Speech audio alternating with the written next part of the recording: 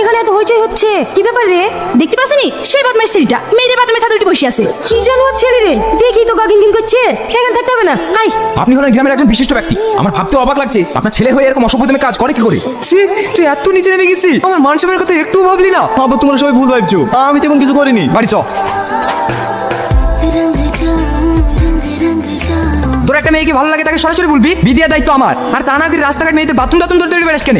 তোর আব্বা ঠিকই তো বলছি, তুই মেয়েটাকে সরাসরি বলতে পারিস নি তুই ভালোবাসিস? না মা, তোমাকে আমি ভালোবাসার কথা বলতে পারবো না। দেওয়ার ঠিকানা দে, আমি আজকে যাবো ওদের বাড়ি বিয়ে প্রস্তাব নিয়ে। না বা তোমাকে যেতে হবে না, আমি চাই না আমার জন্য আবার তুমি অপমান হও। তখন আমি যাবো কালকে ওদের বাড়ি। বাড়ি থেকে আছেন? কারা আপনারা? আমরা কোর্ট থেকে এসেছি। আপনাদের যে বাড়িটা এটি পিডব্লিউর আন্ডারে পড়েছে, এর আগে তো নোটিশ পাঠিয়েছি। আপনারা বাড়ি খালি করেননি কেন? আমরা গরিব মানুষ, আমার স্বামী বেঁচে নেই, আমরা মা বেটিতে এখন কোথায় যাবো বলেন তো? কোর্ট থেকে যে অর্ডার এসেছে আপনাকে বাড়ি এই মুহূর্তে খালি করতে হবে। মা, এবার আমাদের কি হবে? বাড়ি থেকে আবার দেখতে পাচ্ছি, আমার ঘরে তালা মারা, তারা সবাই কোথায় গেছে?